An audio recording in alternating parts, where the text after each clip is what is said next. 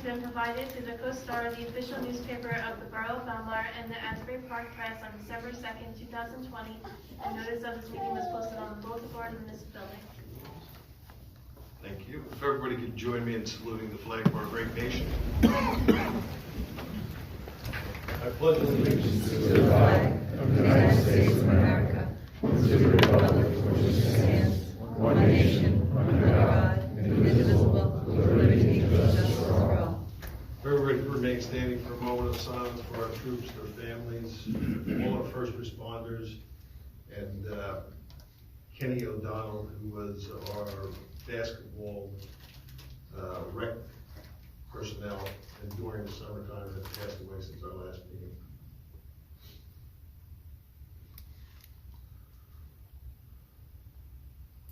Thank you.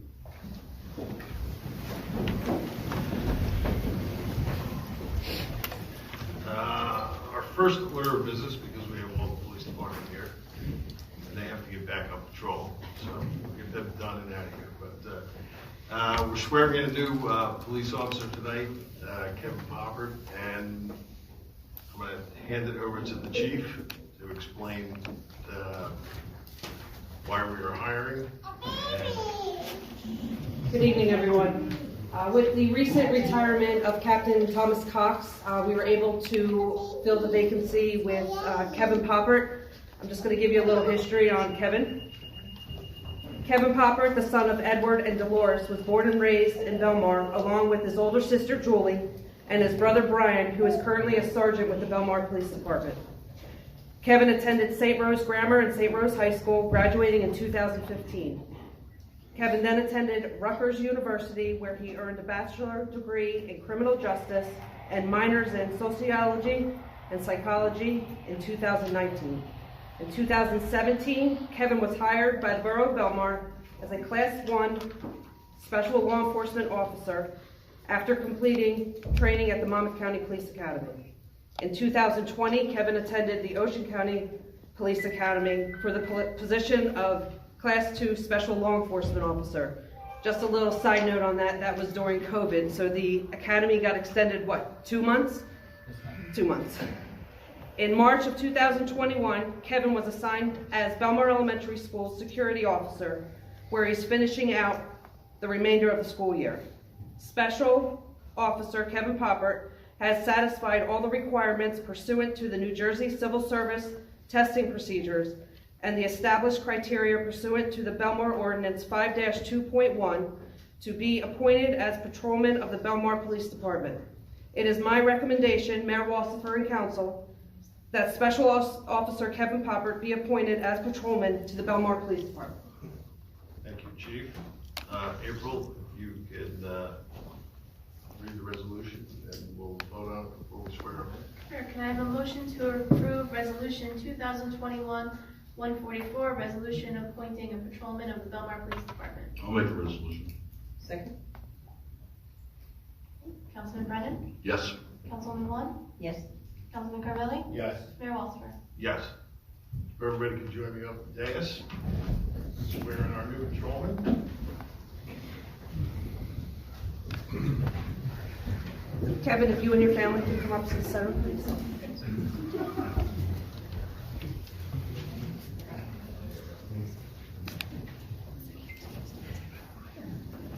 Okay. Who's going to hold on?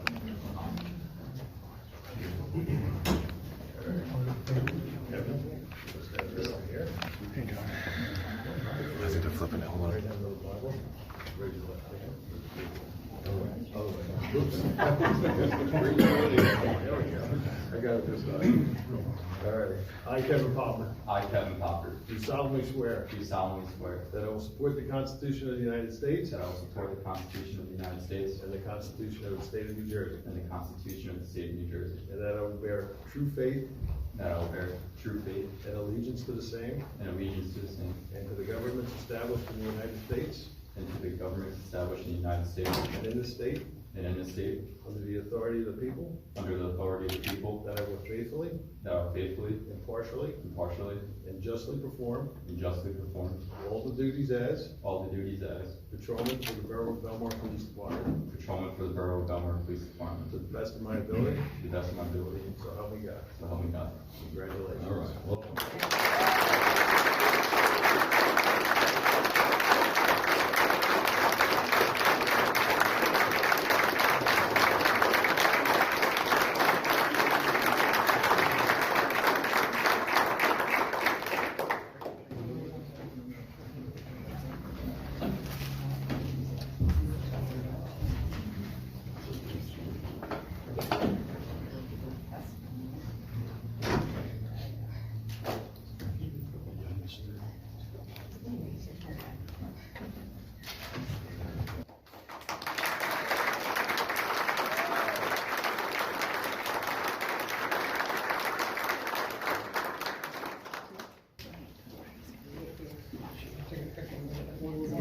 What's that? Yeah.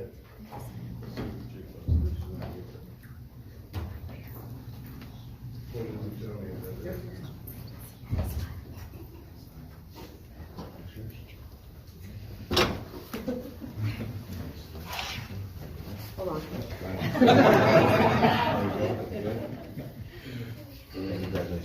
Oh, sorry, gotcha.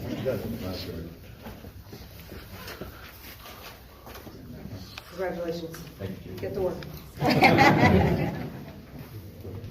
And we have one more presentation tonight. We have an officer that has been with us in Belmar for 50 years.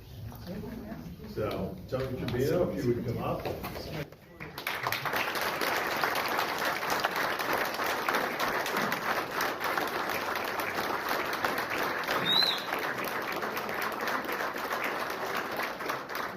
Come up, you want to stay there? They don't want to. You're welcome. Come on. Stand.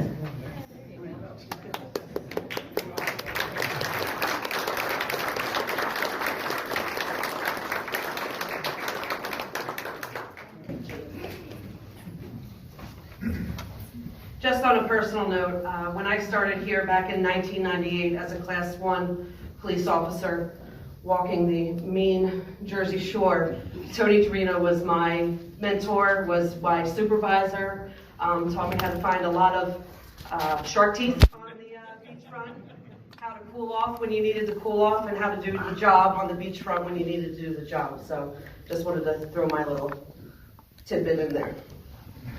The Borough of Belmar resolution recognizing Anthony Tony Trevino for to the Belmar Police Department. Whereas Tony Anthony Trevino was admitted to the Belmar Police Department in 1971. And whereas Tony has held the position of Class 1 police officer and during his tenure as a Class 1 police officer has demonstrated a high degree of leadership skills and community spirit. And whereas as a special police officer has been actively involved with the policing the community in the summer months and as a crossing guard during the year, instructing many officers who have gone on to be police officers across the United States. And whereas the Mayor and Council wish to officially further resolved by the Mayor and Council of the Borough of Belmar that we wish and thank Tony on his commitment of 50 years for dedicated service to the Borough of Belmar and its residents.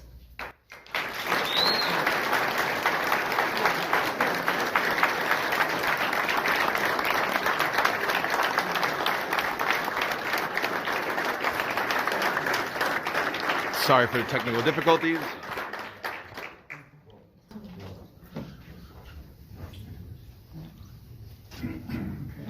Would you like to say anything? Just, thank you all the support I've been getting from, the fellow officers.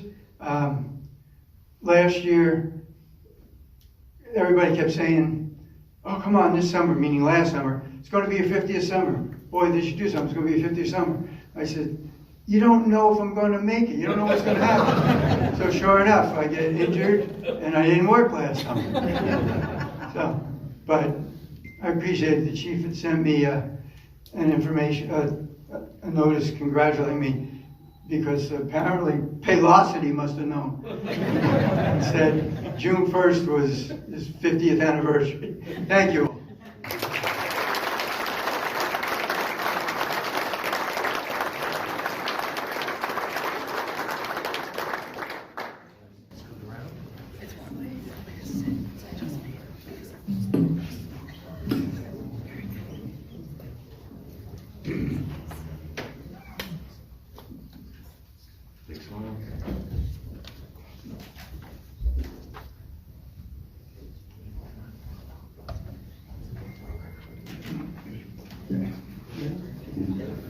Congratulations.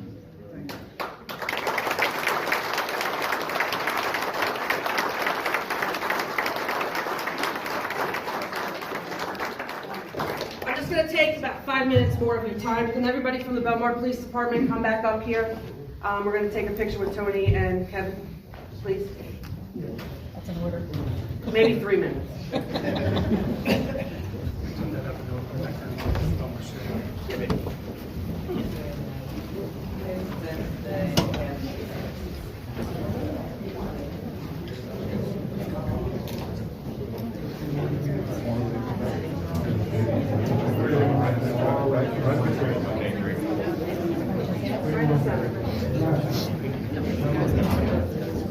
Maybe another white shirt on the other side. Put another one.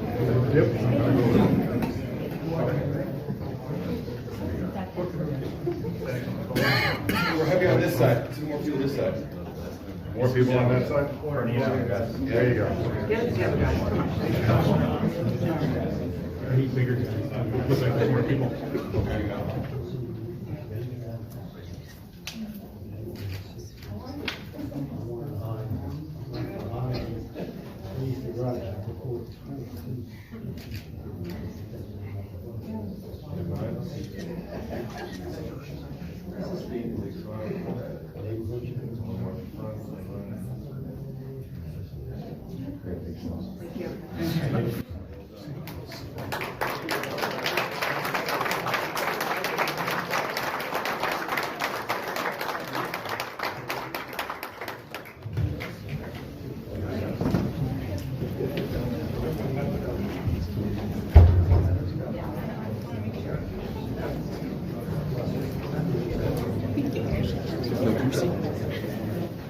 They can be a little loud.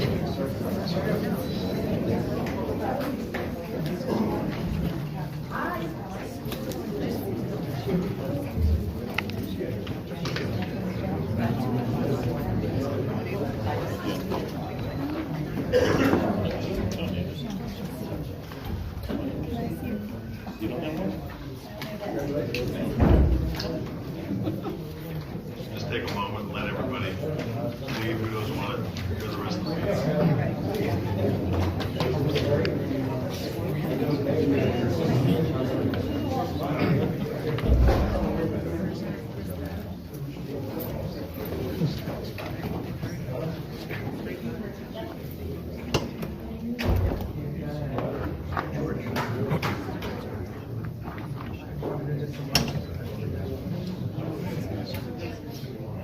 Portia, we all ready? We're all ready.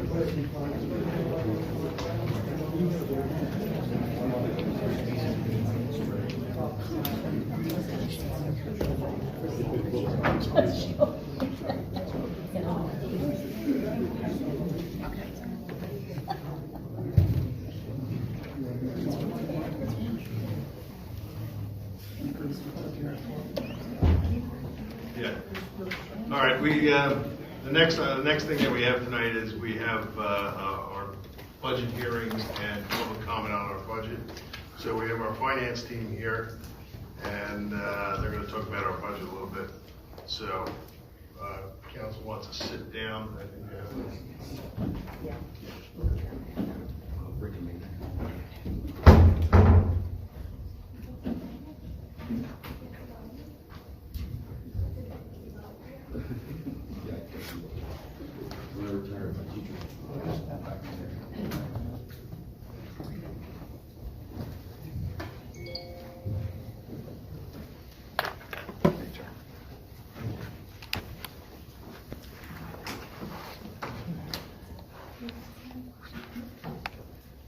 afternoon, everyone. For you guys that don't know me, my name is Ricardo Llanos.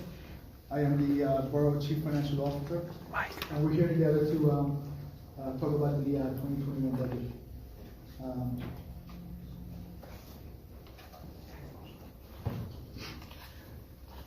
As we all know, we're coming off a challenging year here in Belmar due to COVID. With that being said, I'm pleased to announce that under the direction of the Mayor, Borough Council, and the Business Administrator, we're coming in without an increase to the local municipal tax rate. As you can see here, the local municipal tax rate is remaining still at 0.48 up. One thing to note here, if you see here, 2/3 or 65 cents of every dollar, every tax dollar collected supports other entities. And I'm going to show you a breakdown of that. You're looking at the estimated tax levy for 2021. As you can see here, 1/3 of that pie goes into the municipal purpose tax. Thank you.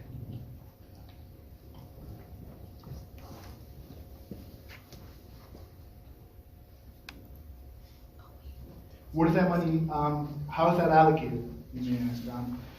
Well, as you can see here, public safety makes up 22% of that overall budget. Public works makes 15% of the overall budget.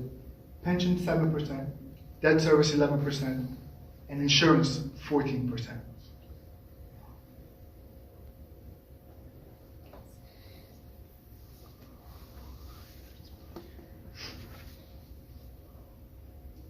These are the revenues that support our 2021 budget. 21% come from the local revenues.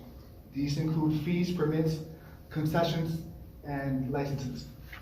45% of that revenue comes from you guys, the taxpayers, at $8.3 million. And 14% comes from surplus at $2.5 million.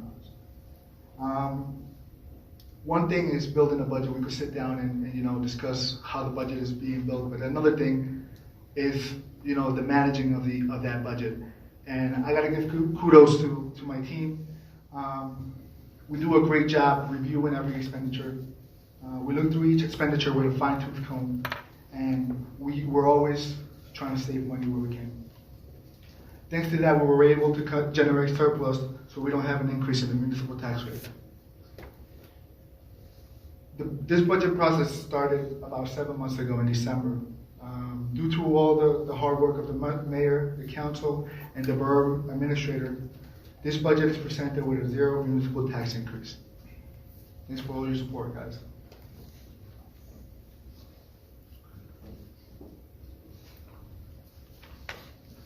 All right, thank you, Council. Financial team.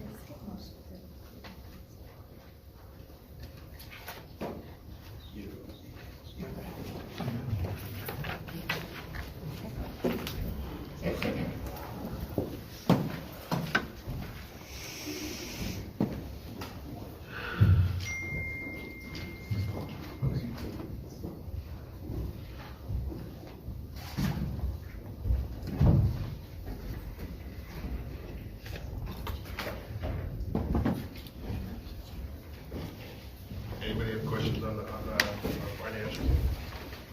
Bob, is there anything that you want to add before we open it up to questions for the? No, I'll just reiterate that. I think Rick and his team did a great job on the budget. This is relatively our 3rd year in a row having a flat tax rate, I think we provided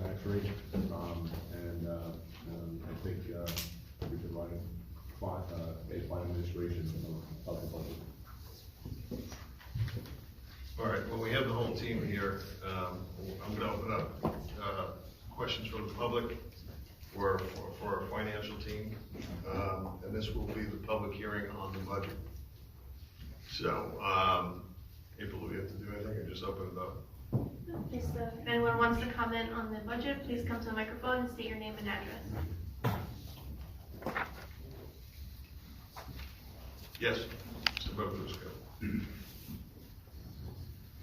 Good evening, everyone. Gerald Buckle, 409 Fifth Avenue in Belmar. I have a few comments, and before I do that, I want to congratulate you for actually posting something and doing a presentation. I think I appreciate it. and I think most of the residents will appreciate it. It's the first time I've seen anything like that in a while for Belmar.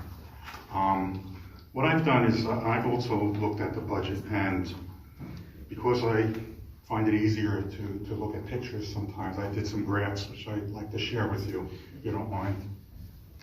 And this will help explain my response to the council. If you want.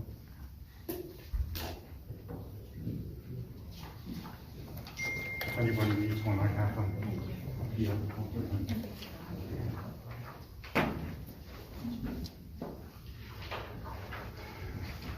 Okay, my first issue always has to do with transparency. And like I said, I'm glad that we got some transparency tonight in the budget, but I also think that more can be done because it's a tremendous opportunity for the council to tell the residents some things about what's going on. And I think also a budget narrative would also be a good thing to work on in the future. Because there are questions that are related to the budget, but we don't have any answers to. For example, what's the vision of the council? What are the goals of the administration? And how does this budget that's being passed, work towards achieving any of those goals? Right? Are the problems in the future going to be addressed in a proactive manner or more in a reactive manner? Other questions that I think come up are things like, is there a long-term strategic plan that is being funded by the budget? In other words, how are we going to handle our decaying infrastructure? We've heard through the years, we have issues with storm drains, with water lines, with sanitary sewer lines. These things are not going away. What's the plan to address those issues and how much it's going to cost? We don't know that, how those improvements are going to be funded. So I think, unfortunately, it was a lost opportunity for you to not explain at least a little bit about how those things are going to happen. There's also information of more detailed areas which I think the public has the right to know, which is not included in the budget, but I think would be helpful for everyone in understanding the budget. For example, how many full-time and part-time employees are being budgeted for in the 2021 budget? And how does this compare to 2020? I know it's less than 2020 because we can't find the help. But anybody have that number that we have budgeted for? Each department is different, so I don't have the total number. No, but I can get it. We can get it for you, but there's no more budgeted than the prior year. I mean, we've held steady we have 25 police officers as of today, full-time. We don't have 25 full-time in DPW, and there's been no change at all in the front office, so. She's asking about the part-time help that we have. Part-time help? For the summer. I would say it's down because we can't get people to work. Yeah. It's budgeted for because we were expecting the same to run everything, but it's definitely down. But I can get you exact numbers if you would like. Yeah, I think that's something that we should know regularly. And again, public information, I'd be curious to know, what you're using to get those numbers so that I can request them periodically through the year. The other question I have is, in the posting that was put in the Co-Star, there is a line on each area which says total number of employees. And when I looked at the statute, it does say that line should be completed. So the other question I have is, why wasn't that line, total numbers of employees included? It had it for I guess the current fund, it had it for the water sewer utility, it had it for the beach utility, and the parking utility. But I've seen it in other municipalities when they've posted their budget, but ours doesn't have that. You know why that is? It could have been an oversight on my behalf. Okay. So I think not to beat a dead horse, that would be the type of information that I think should regularly go along with the budget. You know, how many employees are we budgeting for? How many do we have? You know, are there any vacant positions? Or are there any new positions coming up? I mean, I think that would be something that would be nice to have. I can tell you, Mr. Bustafusto, that, and DPW can tell you, we were down 5 employees that we haven't replaced. We're in the process of replacing them now, based on the need.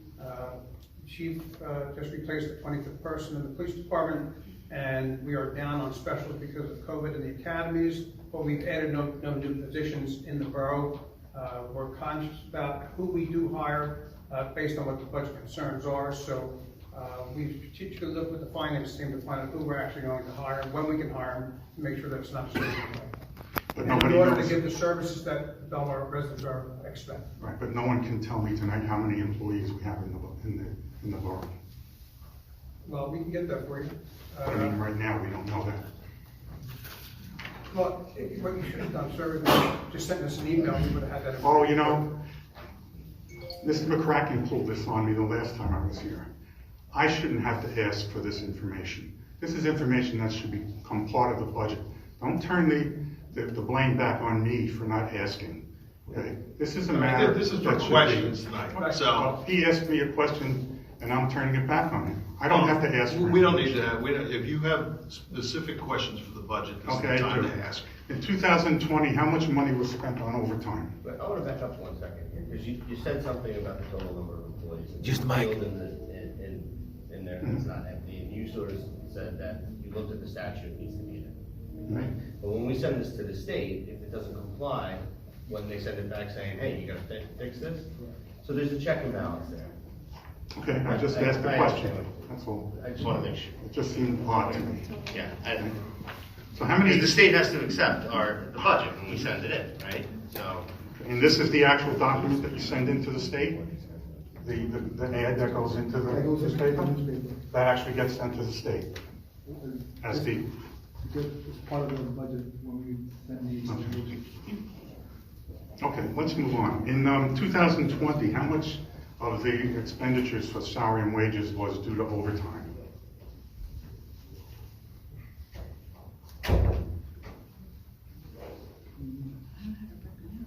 We don't have it broken out. Okay, so then you wouldn't know what it would be for 2019 either, so that we could see if the overtime went up or down.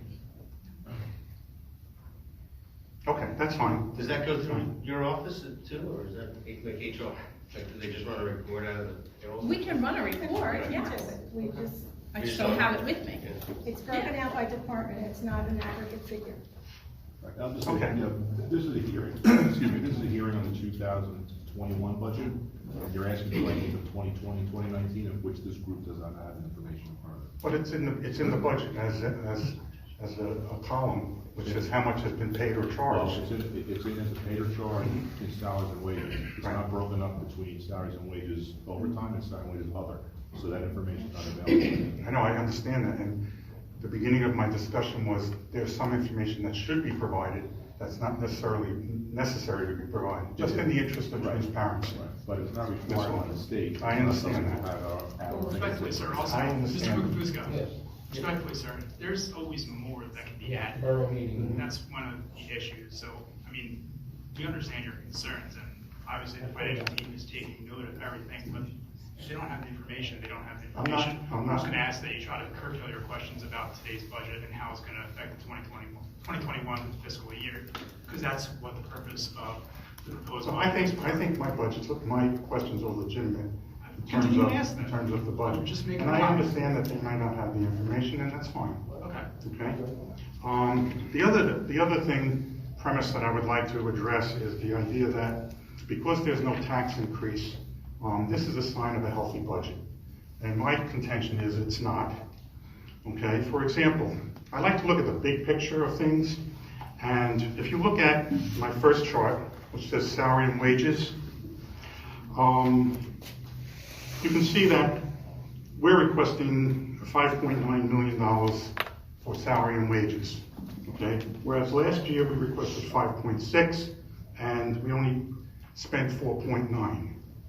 Can anybody explain why we're asking for 5.9 million? This last year was an off year, so we took into account COVID. We got a couple of reimbursements from the CARES Act to 2020. We can't go off 2020 numbers. We have to predict 2019 and see, going forward. 2020 is an off year. That's COVID. So does that mean we had less employees because only 4.9 million was charged? No, there's We got reimbursements. reimbursements from the CARES Act. And then let's move to the other expenses. The same situation. We're requesting 6.9 million. Last year we requested 6.7, and we only paid out 5.9 million. Right, that number is skewed because we got reimbursements from COVID. How much did we The get? CARES Act. It was about 1.3 million, I believe, overall. So that went to salaries, that went to other expenses within the actual line item budgets that we actually charge for our reimbursed. Okay. So I think you have to use 2019 numbers. 2019 numbers To come up move with. forward, yeah. Okay. Well, let's move on to another area that I'm interested in is trying to provide some property tax relief. And I understand that a lot of that is driven by a reduction in spending, along with using surplus. And now I'm going to just move to the chart, appropriated versus paid. This is more of a historical chart, but again, if we just look at 20 and 21, see there's a slight increase, and we're talking about now total appropriations, okay? And again, we see that there's a difference in what was paid or charged as opposed to total budget appropriations. And I understand that it's not an exact science, and you always have to have a little extra just in case there's an emergency or whatever. The difference, though, between what we budget for and what we spend, though, is the reserve. And that's my chart on the bottom, which is the reserve, which is not spent, and unexpended balances. And you can see we had a huge reserve in 2020 of 1.9 million. And my question is, how did we not spend that much money? And if so, why are we asking for another 282,000 in appropriations this year? It's the same thing, sir. We received funding from the CARES Act through the county, and we were able to, reimburse those budget account line items to reimburse. When I looked at the budget, I know there's a CARES Act entry on both sides, in the reserve, in the revenue side and the appropriation side. Don't they balance, cancel each other out? There has to be, yes. Right. But there was 2 reimbursements, that's right. The first reimbursement that was anticipated in 2019, in the 2020 budget. We had a Chapter 159 in 2020, and the third reimbursement we received at the end of the year. So what you're saying is that addition in reserve is due to those reimbursements that we got from the state? Not from the state, from the county. From the county. County CARES Act. Right. Okay. But nevertheless, right. But nevertheless, it's still reserve. It's still savings that we have. Okay. So now I'd like to look at the revenue picture on the next slide. And I think what I got from this when I looked at the chart is that, pretty much everybody knows, and you had it on your chart, I just made it a little broader. We have the tax revenue that we get from the property tax owners. We have the miscellaneous general revenues, which you've described in more detail than I have here, and you include the surplus. What I did was I just took out the surplus so that we can get an idea of where the revenue stream is coming from. And in 2021, we're using $2.5 million in surplus, essentially to balance the budget. And if you look down a little further, our balance for the budget going into the year was over $3 million. And of that $3 million, the budget is using up $2.5 million, leaving us with $532,000, okay, which is, we used pretty much 82% of the surplus to balance the budget. Right? What you failed to mention is also that we had a decrease in certain revenues.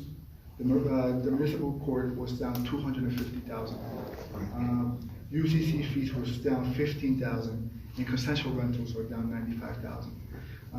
So we lost a couple of revenues, you know, in comparison to last year. But the overall revenues, not to interrupt, if you look at the purple line, you can see the general, those all were in the general revenue category. The general revenues increased from basically 6.9 million to 7.1 million.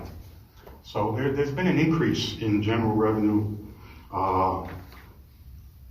So even though there were decreases, and I understand about the municipal courts, it seems that there were increases. I think if you look at the budget, you'll see the marina fees were up, the gasoline charges were up. I could tell you what the major increases in the appropriations are. You know, pensions alone were up $106,480. You know, insurance is up $30,000. Payroll alone is you know, that's all contractual, sir. That's something that we can't, you know, we can't do anything about. We have statutory charges that we need to pay out. You know, what is down though is the debt service. You know, we went from 2.1 million to 2 million. It's a decrease of $82,241. So, yeah, you know, we have shortages in revenues, but we also had a little bit of increases in appropriations. So that's why we gotta use a little bit of more surplus. My point is, I'm concerned when $3 million of surplus is here at the beginning of the year, and we use 2.5 million of it to balance the budget. Because as revenues go up, I mean, as appropriations keep increasing, as you said, they keep increasing. What if those surplus funds aren't there? Then the next thing is taxes have to go up. If the other revenue streams are not going up, correct? I mean, there's only 3 ways you can get money into the town, basically. You know? Yeah, in preparing a budget, it's as much of an art as it is a science. Mm-hmm. So when you budget your revenues, you don't budget what you exactly think you're going to get, because if you don't get it, you're going to be hurt. And the same with the appropriations. So there is always a little, I guess, a cushion there. So the hope is that we will replace that surplus at the end of the year. That 2.5 million will come back to us.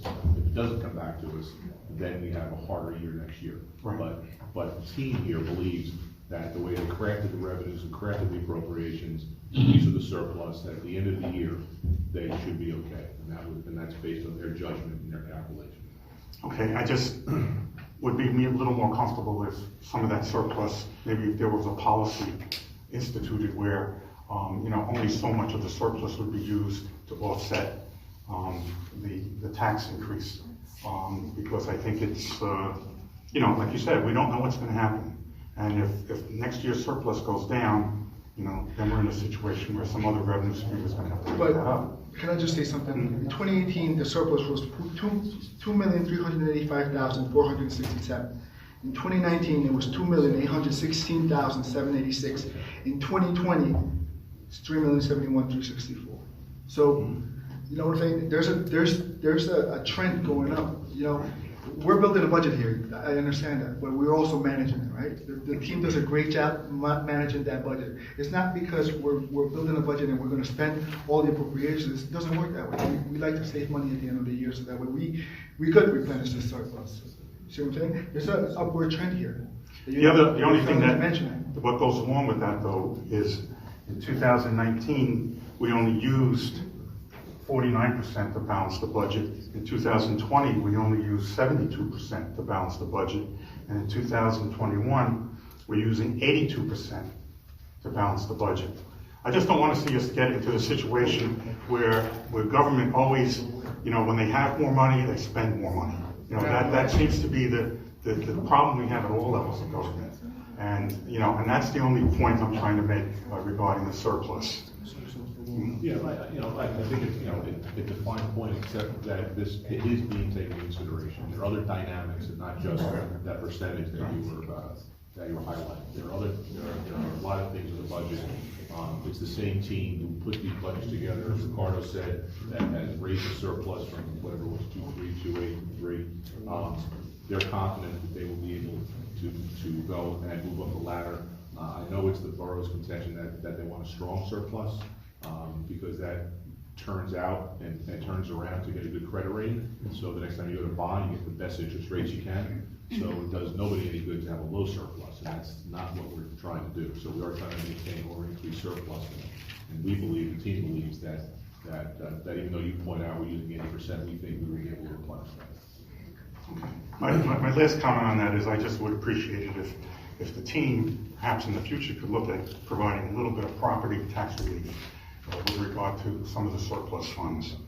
The last thing I just want to point out, and it's a question that I think some people might have in terms of, again, future expenses. When we started the year, the annual debt statement had the town's debt at $18.6 million.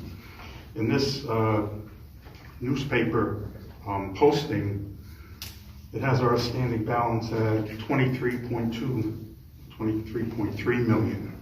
And my question is that including the $1.5 million bond that was recently passed for the purchase of property? What did you say with that overall net debt? It's on this, it says 23.26 million. I'm not gonna. I don't think you have the right figure, so the net debt of the borough based on 2020 was 18,600,000. Well, this is the balance of outstanding debt that was put in this thing. You might have to supplemental debt statement. Well, I don't know what it, I mean, this is the form that you put in at the very bottom.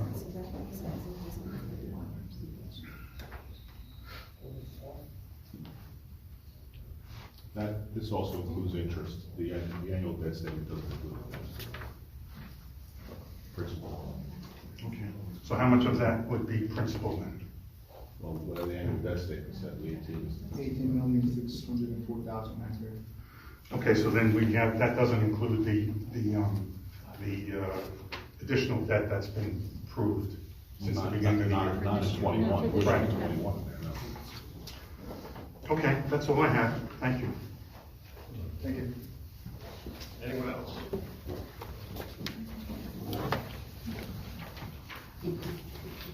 Hello, Sherry Russo, 1218 Briarwood Road in Belmar.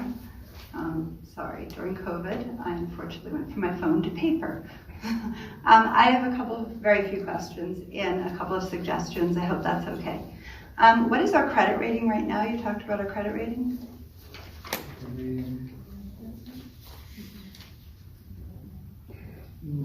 I don't know that credit rating on the top of my head. I can't remember the last time we went out to do the credit rating was what, 20 before we even started. Well, we do everything through Monmouth County, so to get the best rates. Yeah. We do everything through Monmouth Okay, County. if I email you, will you be able to send me the credit rating? Is that possible? I don't know if that's, I'm just. There may be an underlying credit rating at Moody's. They have not actually officially given us a credit rating. If we went through Monmouth County Improvement Authority, we don't need to get a credit rating, which I think we did in our last bond.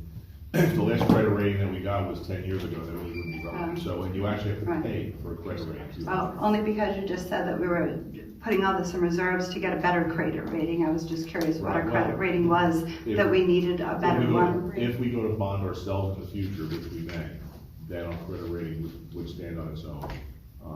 And I think even the Monmouth County side, they take into consideration all the towns that are coming in, even though Monmouth County is the backing of the overall debt. They do look at some of the individuals that are in there. They do I would say a 5,000 feet look down on the credit. But you always want to have a strong credit or position yourself to have a strong credit rating if and when you need to go get one. Of course, yes, I just wasn't sure what we were weighing it out against.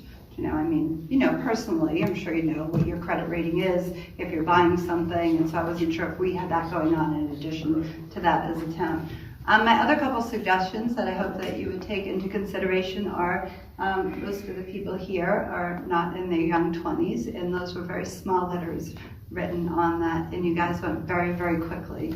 I'll try to slow down next time. All right, and so maybe you could split it up or something. I mean, I tried to read, and I couldn't take pictures. A lot of times I take pictures. It'll be on the website. It'll be on the website. I would like to, I know you highlighted what was important to you, but But as I was saying there, I'm like, oh, what was gasoline? And then all of a sudden it was gone, you know? And so just as a suggestion for next time as a part of this, you know, I'm in my 50s, my eyes aren't what they used to be. It would have been nice to be able to see it, maybe go a little slower so I can read it. And I'm sure also people my age-ish are interested in this as a topic too, you know, so that's all. Thank you. Anyone else?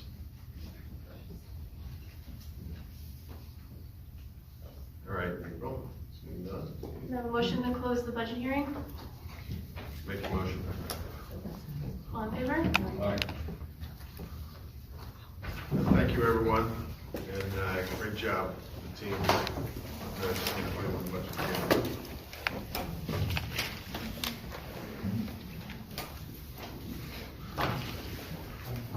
Mayor, may I have a quick question, please? I'm Valerie Farrow. I'm from Second and Ocean. About a year ago, I had asked, and again, this is in regard to infrastructure. Are there any plans to finally get to like Inlet Terrace, because that road is god awful? Any dates? We just talked about it with our engineer. That's the next one to go. So he's working on it right now. Okay, great.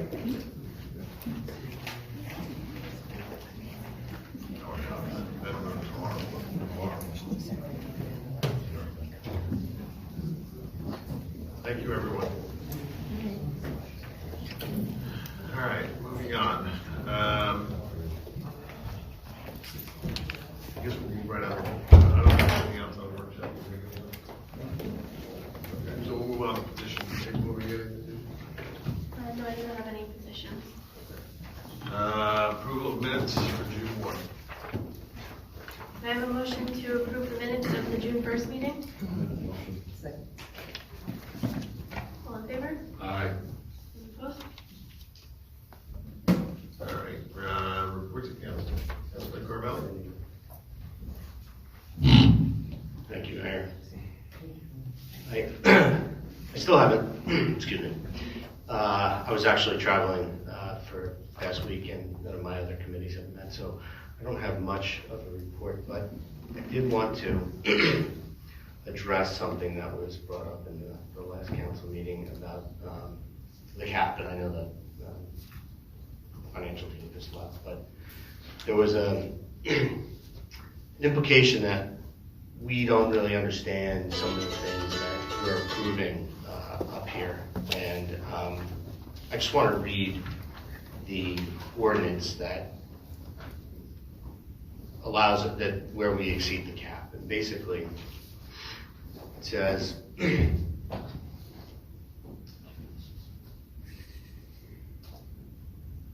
Borough Council finds it advisable and necessary to increase the 2021 budget by up to 3.5% over the previous year's final appropriations in the interest of promoting the health, safety, and welfare of the citizens. And the borough determines that a 2.5% increase in the budget for said year amounting to $352,493 in excess of the increase in final appropriations permitted by the local government cap law is advisable. And so the important part here, and I think this is where I want to hone in on. It says, any amount authorized herein that is not appropriate as part of the final budget for this year shall be retained as an exception to the final appropriation either of the next two succeeding years. And so, when this was first, when I first saw this ordinance 2 years ago, I asked the financial team, what's the deal with this? Like, why are we doing this? Sort of the same thing that Mr. Buckfusco had brought up last time. And so while I'm not able to fully articulate it, I understand what it means. And it's basically, we're protecting ourselves for the next 2 years should we have to raise our budget above what's allowable in that particular year. And so, this comes down to us trusting our professionals to guide us in the right way. So, I may not be able to explain this in the technical details that an attorney or a financial person may be able to, but I understand it. And so that's why I continue to approve it. And I also trust that the professionals are going to come back and tell me if there's something else that I should know if something should change. So I just wanted to bring that up. I think we all understand what we're doing up here, and you know, I think we take guidance from our professionals, and you know, we trust in them to help us make good decisions. So that's all that I have. Thank you. Thank you, Mayor. Councilman Brett. Thank you, Mr. Mayor, for my new seat. I love my new seat. I do. The Harbor Commission had a meeting last Tuesday. Things are growing great over at the marina. I mean, we're almost full. Maybe by the end of the summer we might be full. But that's a good problem to have. We've had to, in the last few weeks, we had to assign some more designated parking spaces for slip holders at the north end of the marina by the bridge, so they have spaces over by the railroad tracks by Doughboy Park. The really important thing that came up in the meeting and part of discussions that are being started now is we need to start thinking seriously about dredging our marina. There are slips that we can't rent at full price because they're shoveled in, other kinds of things like that. That's about a 3-year project, from start to finish. And we're getting ready to start getting approvals. Probably 3 years just to get approvals. You gotta start working on it. Yeah, gotta work on those approvals. Well, you know, I love the DEP. I love them sometimes. The Environmental Commission had a meeting on Thursday. Not much going on there. They're working on a couple of projects, but the big news there is one of their members has resigned, Nozer Mehta, and his wife moved to Red Bank. I don't know why we would want to move to Red Bank. Red Bank's a lovely town, but I mean, I grew up there, but it's, I don't know. Okay, so we're going to be looking, and if anybody's interested in serving on the Environmental Commission, please email Borough Clerk. And last thing I want to tell everybody is this personal thing. My wife and I were in a little car accident last week at the 11th and Main. The way I remember it, the truck in front of us at the stop sign started going, the car behind us started going, and we didn't go. So we got a bang in the back, and we were pretty shook up, my wife and I got to tell you, we called, just to be safe, we called Belmar Police. Belmar PD was there within a couple of minutes. Our Belmar EMS was there within a couple of minutes. I can't tell you how proud I was of our professionals. I like to think that I don't think that they gave me any special treatment because I'm a councilman. I think the treatment we got is what everybody got, and I tell you, I am so proud of the way they handled it, and I'm feeling fine. We even got a follow-up call later on that evening to make sure that we were all right. I am so proud of our police department, all our first responders, our EMS, and our fire department. We are really, really lucky to have you. And that's the end of my report. Thank you. Thank you. Council President Juan. Thank you, Mayor. I have an announcement. My committee meetings are next week. The Circle of Friends is having a walk on Tuesday, the 22nd. They're going to start at Taylor Pavilion at 11 o'clock and walk down as far as DJ's, where the children and parents will stop and have lunch. So if anybody wants to join them and walk, you're certainly welcome to. What time is that? I'm sorry? Time? 11 o'clock at Taylor. Thank you. Yeah. And I'd like to congratulate everybody who worked on the tennis courts and the pickleball courts. They're beautiful, absolutely beautiful. Long time coming, but worth the wait. They're really beautiful. So I think, excuse me. So sorry, excuse me. I think Mr. Kirschenbaum, we talked a little bit about, I think you're looking into it, getting times ready for people at the tennis courts. That's to come, how we're going to work that. Yes, we're working with Barry Recreation, yeah. So they'll be on our website and how to get the court so it's properly manned and people have times to utilize the new courts. Good. Thank you. Yeah, and those of you who play pickleball, tennis, enjoy them.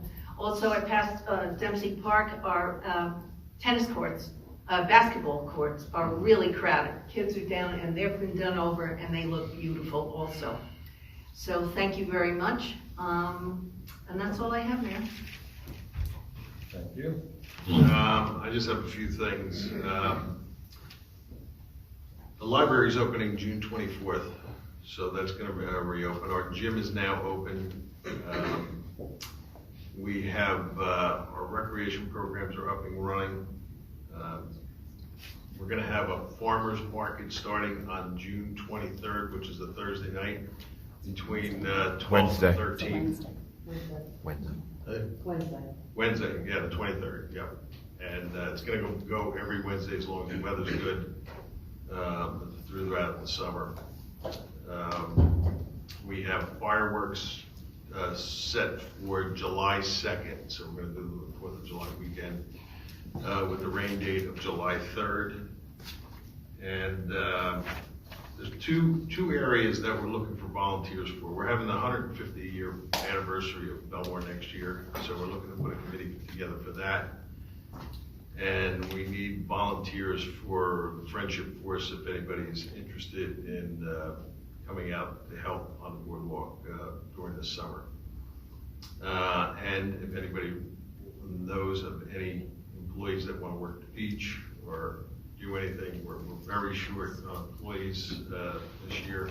Everybody's having a problem getting help, and we're certainly not immune to that, so we're having a problem with that. So if anybody's out there looking for a couple of days of work to help us out down the beach, we would appreciate talking to them.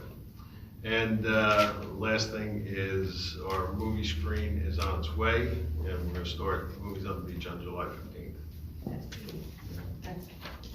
So, and that's all I have. All right, we'll move on to public session on the consent agenda items.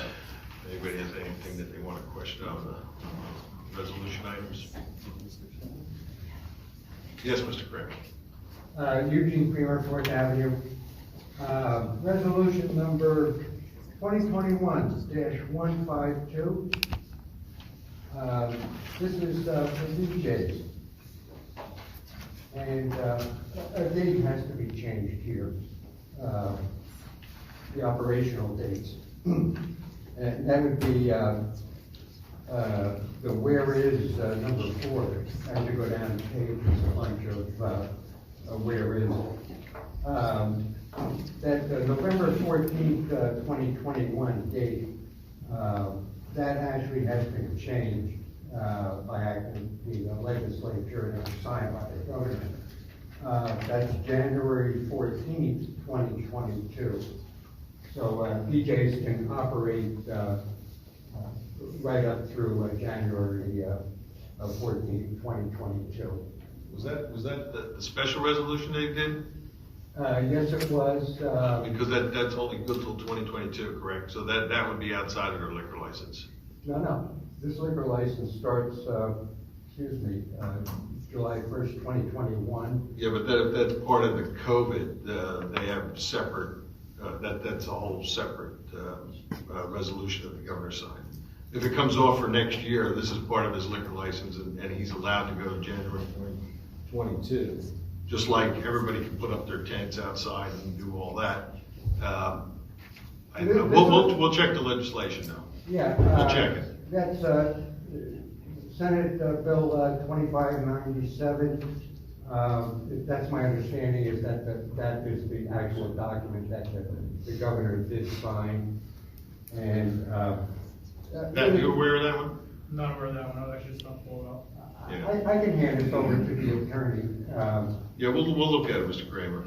I mean, if that has to be changed, we'll change the date on that. But if it's part of that I think code, it has to be changed because of the term of this license. There's actual change of operational dates. There's a couple of little typos in here.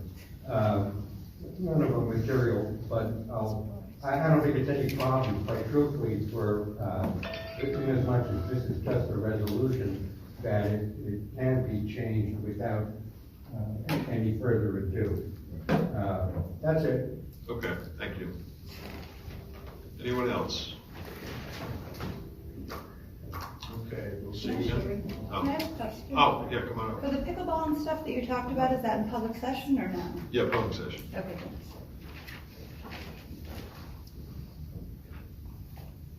Usual. Can I have a motion to close the public session? All in favor? Aye. And can I have a motion to approve the resolutions as listed on consent agenda number 1? Motion. Second. Councilman Brennan? Yes. Councilwoman Vaughn? Yes. Councilman Carvelli? Yes. Mayor Walsifer? Yes.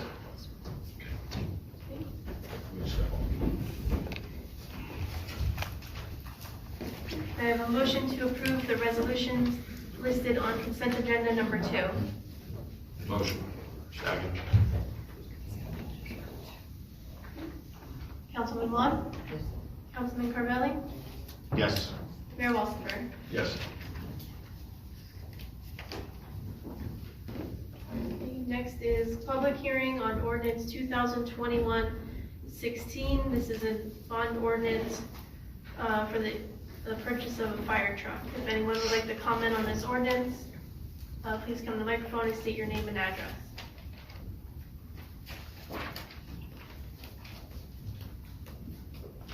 Hi, Sherry Russo, 1218 Briarwood Road in Belmar. I have 2 questions. One is, how many fire trucks have we bought this year? Like, didn't we bond out for them like in the last year? Do I remember that Last year we correctly? bought one, and this year we're buying one. We only bought one, and was there like some other rescue truck or something? This is a rescue truck, yes. This is a rescue, and we only bought one total, and that was No, it. we bought a pumper last year, and we're buying the rescue truck this year. A rescue. All right, thank you. Oh, sorry. Do you foresee us needing another one in the near future, or do you think that Well, there we're... was 3 that were out of service. We felt that the rescue truck is the next one that needed it, because that's the one that fills the tanks on fire and does all the CO2 work if their CO2 alarms are going off. So that's the truck that we go out. That truck goes out on car accidents, and the cab is rotted off the chassis, so we're in desperate. Oh, yeah, no, I understand. But you don't feel that we foresee like 1 in 3 more months or something? I know that Councilman McCracken isn't here tonight, and he spoke of before, planning out ahead about how many trucks we would need. I wasn't sure if there was something like in the works. Or... Well, that's what we want to look to in the future, is to plan them out. I mean, this one was a 1985, it should have been probably replaced about 10 years ago. And how many fire trucks do we own as like a town in Belmar? Right now, we have 6. 6. 1 is out of commission. Okay. Well, 2 are out of commission. All right, thank you very much. Anyone else? Yes.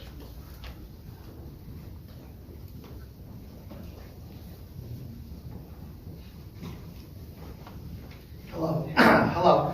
My name is Tucker Brendel. I'm a past chief in the department. I'm currently the vice president and the head of our new fire rescue apparatus replacement committee. With me is our committee. These are all past chiefs as well out of Hook and Ladder. We got some of the guys in the back, as you can see. Before we get started, we'd just like to state for the record that we are only here to speak on behalf of the Belmar Volunteer Hook and Ladder Fire Company number 1 at Station 2 on 11th Avenue. We wanted to come to the council meeting as a vote is taking place to purchase a new fire rescue apparatus in which we'll be replacing our out-of-service 1985 36-year-old Ford 3D fire rescue truck. Our rescue has been out of service since last summer. Although we had no intentions of retiring at that time, ongoing service reports continued to not only put it out of service but deemed it unsafe and unfixable. Since then, our company has been responding in one piece of fire apparatus with 6 total seats for our roster of about 25 members. That piece of apparatus is the borough's ladder truck. Although that is in great condition, it does not belong responding to all types of calls for service. This has been a hindrance to our membership, both in responding to calls, training, and morale. Luckily, our company membership has persevered and saw a light at the end of the tunnel when speaking with this administration. We are replacing almost exactly what the borough and Hook and Ladder have been utilizing to respond to fires for almost 35 years. The new apparatus has updated technology and all the required safety standards that we're currently lacking. Even if our old rescue did not have its service issues, the National Fire Protection Agency 1911 standard for the inspection, maintenance, testing, and retirement of in-service emergency vehicles could have put this vehicle out of service even sooner. This vehicle will provide manpower, equipment, emergency lighting, self-contained breathing apparatus, an air fill station, generator power, hazmat, and roadway emergency equipment, and much more. This vehicle can also assist multiple agencies both in and out of town at a wide variety of emergency calls. 6 weekends ago, our company started an all-volunteer duty crew night standby from the hours of 8:30 p.m. to 1:30 a.m. for safer, more efficient, and expedient response to emergency calls, with a full crew of firefighters during our busy summer weekends with an influx amount of seasonal residents and visitors. We've had emergency calls on 90% of our shifts.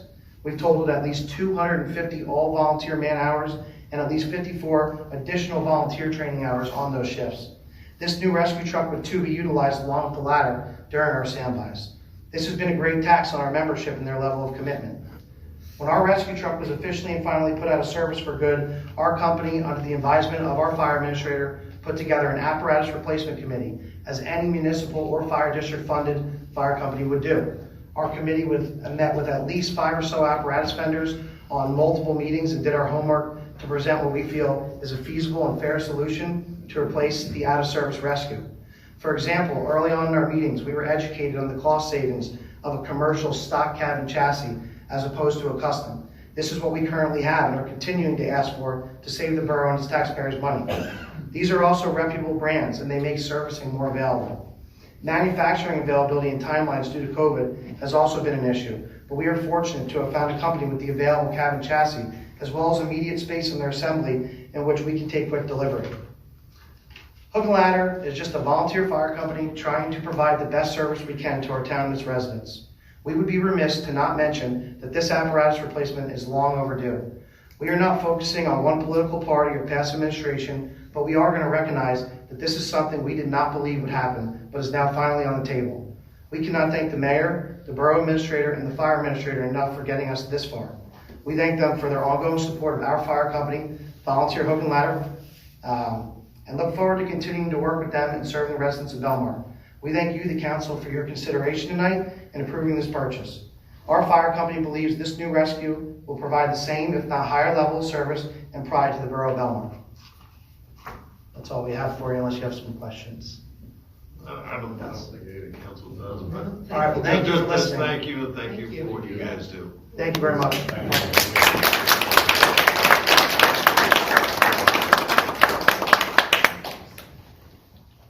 Anyone else? All right, April? Can I have a motion to close the public hearing? Second. All in favor? Aye. And can I have a motion to adopt ordinance 2021-16? Second. Okay, Councilman Brennan? Yes. Councilman Juan? Yes. Councilman Carvelli? Yes. Mayor Walsifer? Yes.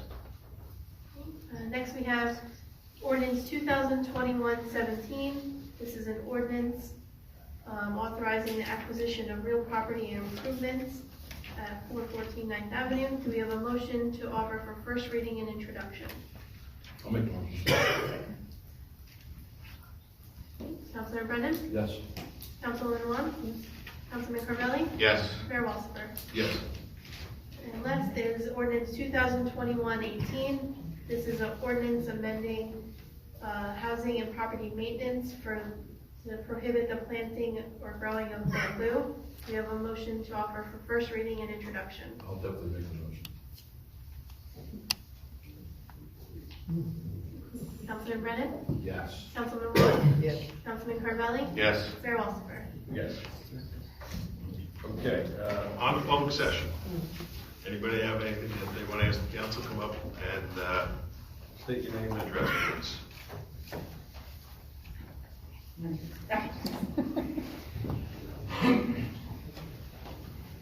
I'm Maria 12, 1246 Pine Tree Way. So nice to see your faces. Nice to see you. Yeah, I still would really appreciate if we could do this over Zoom for the next few times. I know I'm having my mask on right now. That is because I have a child at home who is not vaccinated. And so I would like to have that as a consideration. April is fantastic getting questions answered, but when you have a back and forth and you're able to do that over Zoom, it is much easier than emailing in a question, even in live stream time, which I appreciate, John. The question that I had right now is on Ordinance 2021-17 with the first aid building.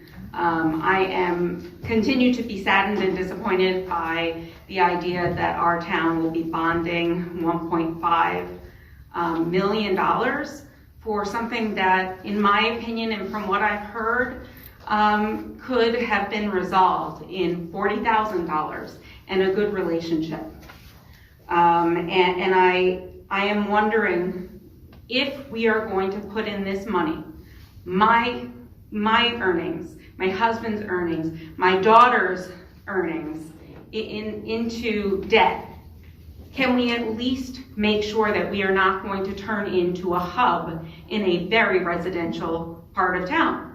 Should stay the same, first aid squad, and I'm hearing this idea of, oh, we can expand. Well, can we please adhere to those deed boundaries that the first aid is asking for? Well, I can tell you this, that we're paying the highest bid price, and I don't have a crystal ball what'll go on in the next 10 years. So there's no way. Would you buy a house where the seller is telling you what you can do with it and what you can't do? I did, and that's why I had to go through the variance to get a porch. You had deed restrictions on your house when you bought it? I have a restriction that says I can't do certain things to my house. Well, I can't put more same as concrete that onto building. my house. I can't say, oh, guess what, my private practice is gonna be in my Can I say house. something to you? Yeah. You have the deed restriction was already on the property when you No, purchased it, that's on the okay. listing. You're talking about after the fact of putting one on. Councilwoman Mom, it actually sounds like you're talking about both variance requirements for the impervious coverage, well, the maximum permissible impervious coverage. That's entirely a separate standard than what a deed restriction is. What a deed restriction is, it says, period, you can never do this. However, the borough zoning ordinances, they do list whatever the maximum impervious coverage is, and that's just a part of good planning and just how to proceed. That's why we have the procedure for a joint land use board or a planning board or a zoning board. With the, and we're actively negotiating with the Belmar First Aid Squad, and our goal is to hopefully that we can come to an amicable resolution, but it's not something that can be answered right now. I appreciate your comment right now, because I'm going to be one of the main people that's going to be negotiating along with Mr. Kirschbaum, members of the council, when we do write back to the attorney. Our goal is to resolve this amicably, but as far as the deed restrictions as written, there's no justification for it, because they're saying, period, you can never do this. Obviously, the borough has to comply with all its zoning ordinances, just like you as a residential homeowner, and as it's a pre-existing non-conforming use, the borough cannot further exasperate that use without an additional zoning variance. So anything to say that they can do it or arbitrarily, they would have to follow their own procedure. So I don't really know where these rumors coming from that this is what they're going to do, this is what they're not going to do, but being inherently involved, I can tell you that I've never said that. So. Right, so a deed restriction, from what you're saying, is that you can never do it. You can't go back to zoning and say, we would like to do this. That has never happened, even if there's a change in the master plan. Correct, unless the person who conveyed the deed restriction revokes on it. Okay. And so then I would just like to say for the record that I would not like a hub of first responders going to different towns and having more fire trucks, and I would not like that area to change from residential. Thank you.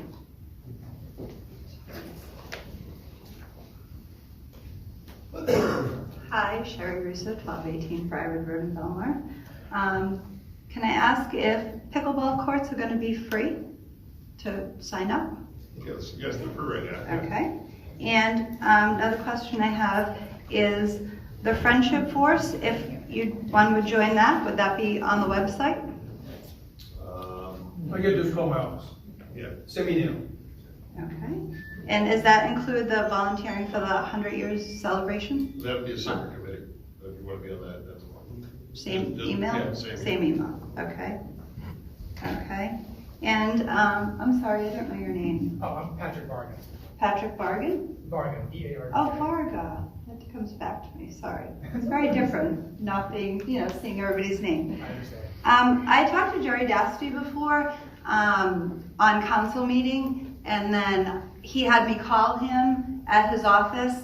And then I have some questions about Animal House. I'm sure that you all know that it's insane on Facebook, what everybody writes.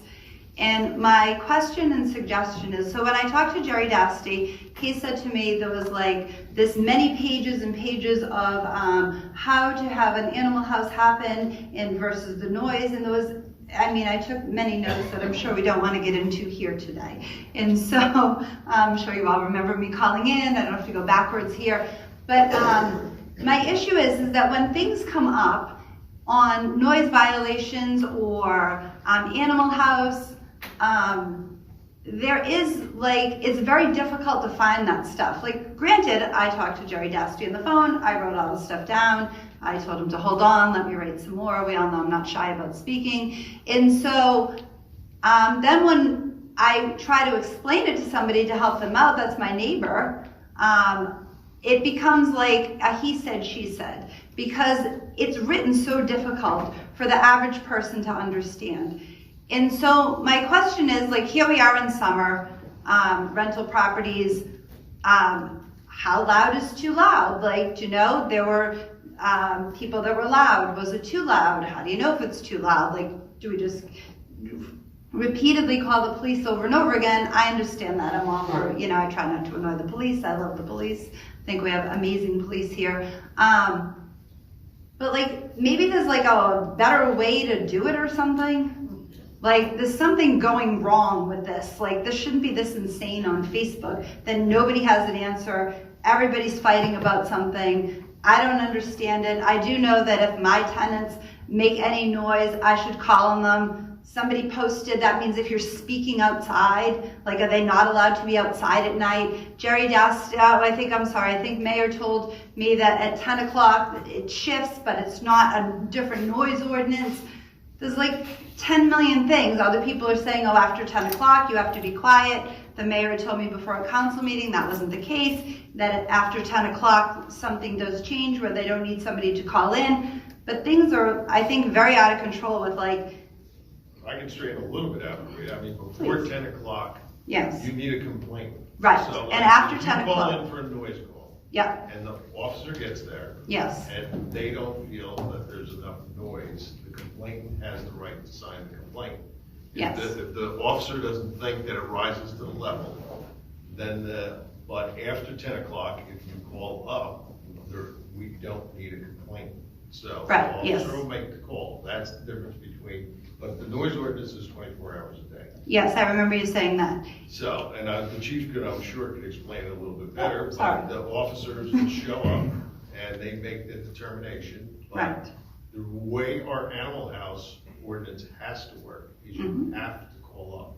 The police have to have Documentation. reports on it Right. or issue summonses for everything to work. You can't just say, when is our Animal House ordinance gonna kick in, and nobody's called the police department. Right, I agree with that. But my question more of is how loud is too loud? And is it for if I say Matt, and then can my neighbor who doesn't like me call in on me, or does it have to be and I'm sure, and I understand this, I know that some people I could hear outside, many houses down. I can't hear it in my house. However, other people are upset, period. And so I don't know when I have tenants coming, are they allowed to sit in the backyard and talk to each other? Yes.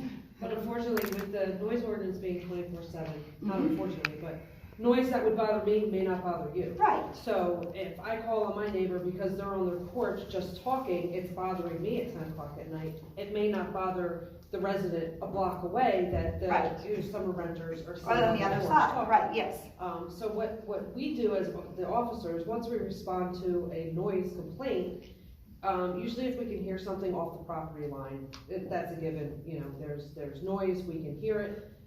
As we approach the house, our officers sometimes, a lot of them are on bike patrol or walking, they'll come from a block away and start listening for 408 12th Avenue. Oh, yeah. Just throwing that, I'm just Right, throwing yeah, that. yeah. and Right. Sorry that You didn't even anybody say has my that. house. I'm just throwing that one out there. Yes. And they'll park the patrol part around the block if it's a loud party that was the complaint. And they'll walk up to the house and, there's been times where we've gone to noise complaints and there's been absolutely no noise. Right. Or there's two people sitting on the porch talking. Again, that may bother you, but it doesn't bother me. And, right, that was my question, is like, so I have, for Memorial Day weekend, I had people that came, and when they came to the door, and I give them, the code to get in and everything, I say to them, we have a noise ordinance, it's 24/7, I will sit outside and call the police on you every second of every minute. I am not kidding about this. But And when we do go to these calls, if we still make contact with whoever is at the resident. And I live next door to my rental also, so, So you as the complainant can sign a complaint with the court against them if you don't feel that, Oh, only because the town attorney, Jerry Dastia, told me that, if the landlord calls on their own tenant, then they do not get a animal house, and that's the way that, ordinance was written. And so, and that because I didn't own, like, Matt's a signer on it and I'm not, it would have to be Matt, and he told me that he would have to put me as, like, let's say Matt went to work and I was home, then he would have to write something out that's saying I as an owner would have to call myself, in that it would, like, that he was appointing me to be an owner while he's gone. This is the problem. Like, do you know what I mean? Like, we're all confused. That's what I was told. I'm going on this information. I try to be very, very, very strict with my tenants. I think that I live in a quiet neighborhood, number one, and number two, nobody wants to be annoyed. However, I don't like the fact that, like, the person across the street who's not as friendly or whatever, and wants to be like, oh, well, you're, like, someone in my neighborhood went to my tenants and said to that tenant, don't make any noise out here, don't do anything, I expect you to stay inside. I don't think that that is right. Like, and they were very quiet. Like, I told them my little spiel, and I sat outside and listened, and I couldn't even hear music coming through the windows with my head, like, up against the house. And so it seems like a very confusing ordinance, and I don't know what to do in my situation. I, of course, try to always abide by the law and do every single thing that, I can do to make things perfect and right. And I know that in my neighborhood, other people are very angry at some of the houses that are in my neighborhood. Like, can they sit outside and have a barbecue at 6 o'clock at night? Do you know, the CO is for 4. That means you got 4 people, maybe you have a couple, 2 people over. I only have 4 chairs for each person. I didn't make it so you could have a party. I say no parties, no groups, no smoking. I've, like, done everything I can. And so I want to make sure that, like, on Facebook, when things blow up, that I'm doing what's right. I talked to Jude. Okay, I'm so, sorry. yeah. Sorry, I don't mean to I keep turning to everybody. I don't mean to think give you that- my back. I don't think Belmar came up with the animal house ordinance, right? Isn't it a state statute that we? Oh, is it a state statute? It's Sorry. a statute that lists everything, and I'm 99% positive on the Borough of Belmar website, when you click animal house, you look up like the animal house portion of the designation, they do quote and cite the statute in either the first or second paragraph. I don't know why. I remember, Matt did print it out for me when I talked to Jerry Dasty, but you're talking March 18th, so I don't not remember the statute yesterday. off the top of my head. Yes, right, At exactly, some point, yes. and it's there. As far as what Jerry told you, what our ordinance exactly says, I couldn't pull it off on my phone in time to exactly No answer your problem, question. yes, I know, But right please now call on the me. computer. Feel free to call me tomorrow. I'll be in my Okay. office all day. Are you having a problem with your tenants? I don't, but I don't want to have one. Like, If you're having, and this is what community policing is out for, if you're having. and I'm a block captain also, so and Reach I out to watch. Reach out to your community policing officer. Well, it's me. If it's, no, I mean. The officer. Police Oh, officer. officer, the police officer, yes. Police officer. I did already meet with the police officer and talk with him about, on the sergeant, and talk with him because, So, I mean. like, I don't want to be the one who's, circumvented. people call up and be like, I'm at this house and I hate my neighbors and they're doing this. Like, I want to make sure that's not me. Yeah, well, that's what community policing set up for. If you're having an issue on your block, you have one of the police officers that's assigned to that area, go down and have a discussion with who's ever having a problem on that block. I mean, you take the easy approach first and see if you can work it out before, you know, if they're causing a problem on the block. But it's not to the level of calling the police department on them every time, but it's sort of aggravating people on the block and they're not sure what they can do. That's the time when your community policing officer should come down and have a discussion with either the people that are handling. Yeah, like the people that are coming, I've already talked to them about that, and then it gets posted on Facebook. I know it gets very blown out of proportion, and I'm not saying that anything written is true or not, but can people have a little barbecue and have a couple beers out in the backyard, or is that too loud? Like, do you know what I mean? Like, do you know what I'm saying? How loud is too loud? Am I too loud now? We all know I'm loud. But if I'm outside of my own party, no, I'm just kidding. But you know what I'm saying? Like, in Animal House, am I correct that Animal House is written that you lose your license on your first Animal House violation, and it used to be you had to get 3? Did that change? No. No. It hasn't changed. It hasn't changed. It's more It's still. stringent. Oh. Yeah, it is more stringent. Yeah, no, it's not on the first one. But, I mean, if you're having a problem on the block, and I suggest to everybody, if it's bothering you or it's bothering people, you have to contact the police department. Right, If but it's I wanna- something that's not rising to the level, that's where. I want to be you're proactive, like, they're coming. Do you know what I mean? Like, they're coming, one person is coming this weekend, and another person, you know, and then I have somebody staying, and then I have a long-term in a couple of weeks. I just want to make sure that I'm doing what I'm supposed to be doing. Like, whatever that is. I don't seem to know what it is, even after talking to Jerry Dasty, even after being here. Sometimes it's a little common sense, I mean, you know. Well, I would hope for myself it would be, but maybe my neighbor who like thought he should take it upon himself to go talk to my tenants and tell them they weren't allowed to come outside, like what does one then do? Do I call on him? Like, do you know what I mean? Well, I mean. And they didn't make a peep. And if the police respond, they're gonna see that they're not making noise and they're not Okay. causing a disturbance. And You're not that'll just be writing them reported saying because that. somebody, you call the police and Oh. said, oh, they're making noise, and we go Right. there, there's 2 people sitting on the front porch And then you s- talking, they're not gonna get a summons, they're not in violation. Oh, I see. Do you see And what it'll I'm be saying? written Yes, in like- the report. So, It'll be written in a report that there was no noise. Oh, it'll be written I that there was see. 2 people, we arrived, there was 2 people sitting on the front porch talking. Okay. There's no violation there. If they're playing their music in the backyard through, you know, big old Oh, speakers. yeah, we don't allow That's a that. different story. Yes. You know, Like we they can had hear to it sign from on the it, right, outside. that, so. That's totally different. I mean, but the officers have discretion. We don't Oh. just, you know, there is a no tolerance in Belmar, but Yeah. again, going to a house with 2 people sitting on the front porch and going to a house where they're blasting music in the backyard. Right. Are 2 totally different things. I agree with you. So, you know, I have total faith in the officers that are arriving on these calls, making the decision whether there's a violation or not. Okay, wonderful. All I'm right. just gonna circle back, because sorry. I didn't know the answer to the question. One, it's 2 violations. Okay. A period, a 24-month period.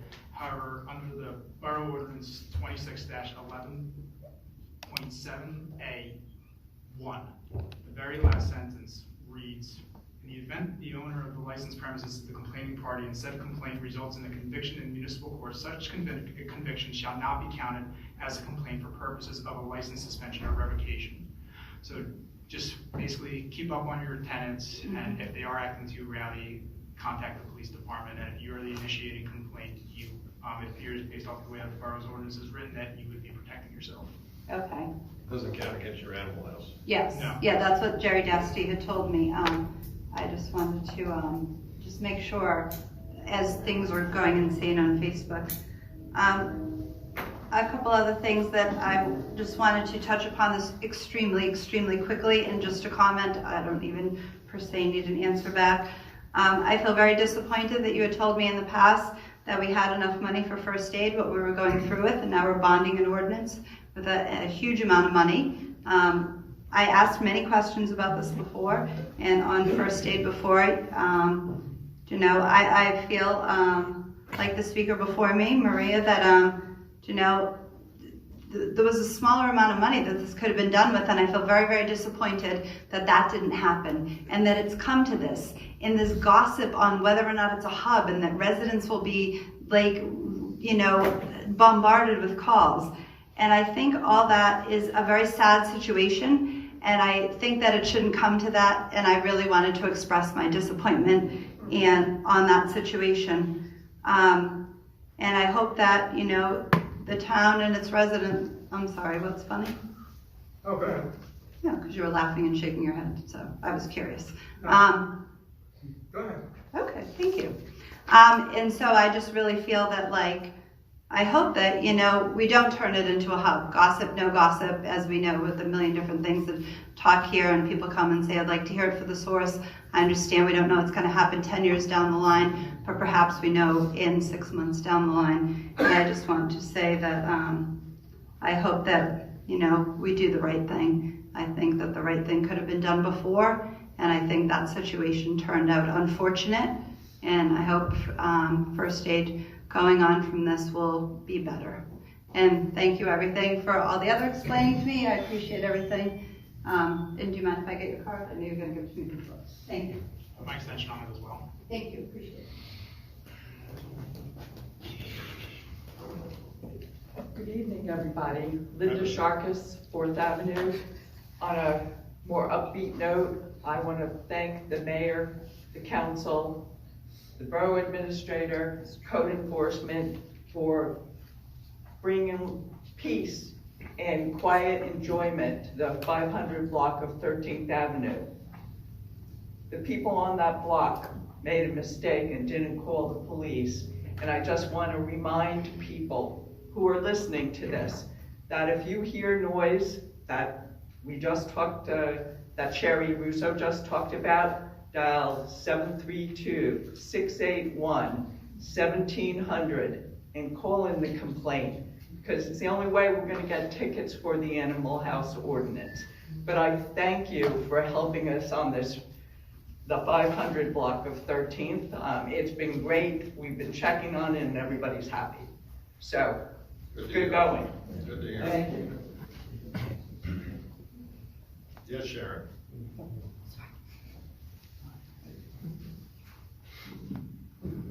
Good evening, everyone. Sharon Russell Fowler. I'm actually representing the library. So I just want to mention a couple of things about the library opening. The mayor did mention that it is opening on the 24th. The hours are going to be from 9 to 4. We do have a big sign. Hopefully I can post it here somewhere if it's not already up, that Pat Roddy is going to be playing that evening. I just wanted to give you the hours and just a couple of fine points. We're going to be open 6 days a week. Mondays, Tuesdays, and Fridays from 9 to 4, Wednesday and Thursdays from 9 to 7, and Saturdays from 9 to 1. During the time period that the library was closed to the public, but we did offer curbside, we purchased all new public computers with faster performance for the patrons, to which Marshall, thank you very much for installing them. I know that made everyone happy. We have free public Wi-Fi internet access, a book enlarger for people with visual impairments. There will be a work-study space with power outlets in the lower level of the media room, and a new series of programs for adults and children to learn, explore, and create. All the programs will now be held in person at the library, and there will be some performances that will still be live streamed. A couple of points I wanted to mention. I don't know if you're aware of it, that New Jersey Monthly actually has a scavenger hunt that's going on right now, and the Belmar Library is one of the sites. So if you go and take a picture and send it in, there's a chance that you might be a winner. We also have the youth art program, which is only open for the children, a maximum number of 10. That's run by Dawn Liscow, and I believe the first of the 6-week course will start on July 13th. There's been an ongoing poetry jam cabaret. A couple of us have actually presented, myself included. We do have another one coming up on the 23rd, which is next week at 6 p.m., and it's also through Zoom. Hopefully that will be ending and we'll be doing more in person. This Thursday, we have a we have an author that's going to be reading. That's going to be Charity Pinero. She's written several books. She's a local Belmar resident, and her time will be at 6 p.m. this Thursday. And just a reminder, all late fees were waived, but the pandemic is kind of coming to an end. So if you have that book that you've been holding on to for 2 years, bring it back. Thank you, Sharon. Yeah, Sean. Sean Franklin, 1628 Oakland Road in Wall. I know Kenny Pringle just wrote a letter that was put up to the First Aid Squad, reference that they're going to deny your bid for the building down there, but also in it, it's talked about that you plan on putting the 3 fire companies down there. Just want to know if that's true or not. That's up to the fire. That's not up to us, we're just looking to purchase the building. Okay, well, I just wonder why your lawyer would say. The firemen decided that they wanted to all combine and do something, then we'll talk to them. Okay, because I was just wondering, because your lawyer said that was the plan was that that's where you're going to build a firehouse for the 3 of us. And that's what Kenny had in the letter. We never said that. We never said that. That never. So, no, but in the, I'm just talking about the letter that Kenny Pringle wrote? Yeah, I did. I read the letter. So he's saying that your lawyer said that. That's why I'm questioning to see if that's true or not. I'm telling you, my office never said that. Okay, perfect. That's all I need to know. Thank you, Mayor. Would you support that? What? Would you support that? I'm not gonna talk on behalf of the fire department. I'm just The representing fire myself. department has I think has a But the committee. fire department does have a committee that you can speak to, We're talking but about it now. I'm just here for myself. I'm not representing any of the fire department. I just wanted to ask a question and you guys would have the answer. Thank you. Yeah. It's Valerie again. Just a quick question, Mayor and team. I'm hoping the answer is positive, but are we completely rid of, regarding noise, we had this massive group of these Los Goonies that were, I live near Ocean Avenue, and they were invading on many nights, and it started from 7, you may have heard it as well, from 7 to 10, okay, and I think they call themselves the Poppers. I haven't heard them recently, so I'm hoping that you addressed it, but it was god-awful, noisy, scary, skid marks all over Ocean Avenue, okay, so, before it got ugly. So I just wanted to address that, and hopefully you took care of this. We're doing everything in our power. Chief's working on it every day, so hopefully. I did call the station once, and they said, you know, they're doing everything possible, but it was out of their control. Because I know. The problem is we never know when they're coming, and now they have codes. We're trying to figure out their codes, so we determine when they're coming, but we contact all the police departments in the area. We give out tons and tons of summonses, park mobiles in place till 10 at night, so we hit them with tons of summonses on that. But the problem is we don't know when they're coming, and we don't know who the leader of the group is. So it's a little challenging. Yes. But we figured that the more we do to try to do everything in our power. The state police sit out on 195 when they're leaving and write as many tickets as they can. Wall Township, Neptune writes a lot of summonses. We write a lot of summonses. So hopefully, when they get tired of paying and coming here, they'll pick another place to go. But I think now with this pandemic over, they're going. I think they're letting loose, so to speak, because I see they congregate at 7-Eleven. Yeah.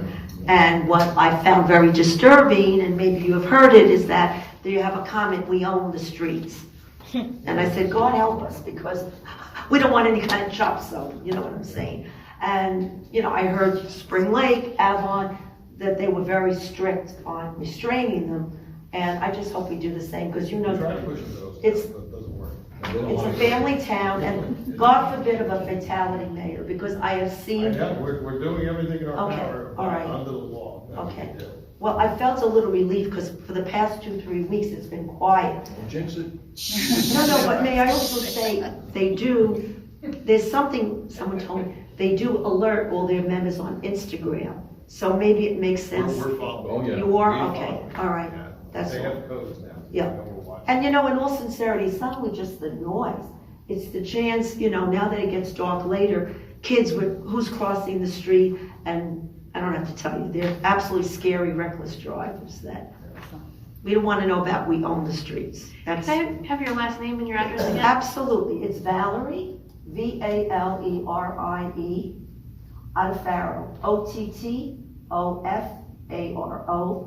and I'm on 2nd and Ocean. Thank you. Okay, thank you. Anyone else? Sure.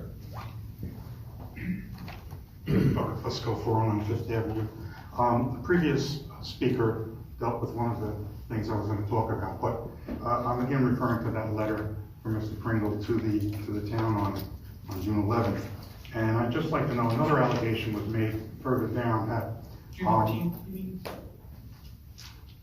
Oh, I'm sorry. June 14th, I'm sorry. Yeah, telephone conversation. Another allegation was made further down that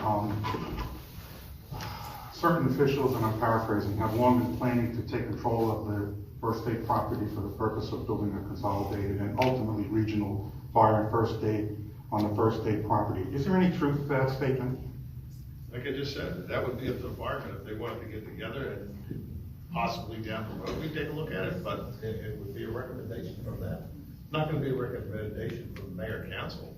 the only thing we're trying to do is we're trying to get that building for public safety. We need a spot for water rescue, we need a spot for first aid, and we still want to keep a spot for all the volunteers and all the life members that they can congregate there. And still have their home, and we feel that it's that important to have it for public safety. We've run a lot of things out of that building, we have a lot of training upstairs over the years, and I think that the borough would be remiss if we didn't try to get that building. So everybody on the council agrees that that's not a valid statement? No awareness of that? I have no idea, so. Thank you. Anyone else? Yes, Mr. Graham. Yeah, back on the First Aid property and charitable donations. As a taxpayer, my viewpoint on the whole matter is that the Belmar First Aid Squad was formed by charitable donations, tax-deductible charitable donations.